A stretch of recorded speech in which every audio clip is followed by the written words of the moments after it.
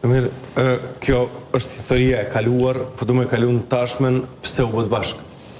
Për 3 arsye bazike. Bashkë në qëtë moment? Për 3 arsye bazike, Ermal. E para, për atë që besojmë njëjtë.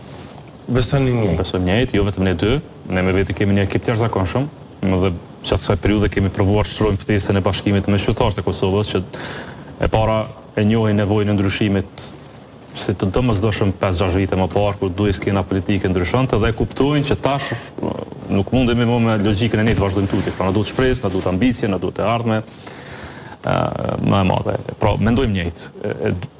Në këtë mendim njëjtë, mendojmë njëjtë për fillimisht për shtyllën e parë, për balancën demokratike, për stabilitetin institucional, balancë demokratike. Jemi në bindje të demokrat, që i bje që besojmë që duhet të kemi balancë institucional, rrëdhemisht njerëz të mirë le të bëhen bashkë për të krijuar demokraci të vërtet funksionale në Republikën e Kosovës. I bjen që këta tjerë janë këqij. Jo, nuk po flas për askan që janë të mirat këqij, gjithë janë përfaqësues të popullit të Kosovës. Kur fleti që bësh bashkë me vetit, du dush ta shtrosh bashkimin edhe të tjerët. Pra kjo filozofi është, nuk është. Absolutisht, balanca demokratike nuk kupton me punu me të tjerët. Nuk është interes. Jo me punu me të tjerët. Domethënë kur don me afru, kur afrimin e këtij koncepti, jo përjashtimin, mos na keni dëgjuar diku në fushat të thonë na kena më shkatërru ata. Na kena më kon pe mun. Nuk jam këtu për me mujtë në një bashkëqytetar të emën, e fqin të emën, një rrjedhë që mendon ndryshe. Përkundrazi, më ram në fjalimin tim thash këto projekte që i bëjmë ne, vizionin që kemi ne do të shërbejnë dhe atyre, dhe familjeve të tyre. Pra, e para mendojmë njëjtë për balancin demokratik. E dyta që shumë e rëndësishme, mendojmë njëjtë për vendin ku ka Kosova dhe relacionin me Shtetet Bashkuara të Amerikës.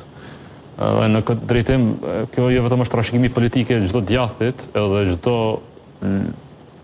njeriu që ka ngjyrim me LDK, në gjak, bindje, mendje, në ADN, si do të quajsh, pra orientimi pro perëndimor është yll, besojmë, na nuk kemi alternativë tjetër përpes, nuk e kemi status quo alternativ, por nuk e kemi mendësinë që ne duhet të fshihemi tash.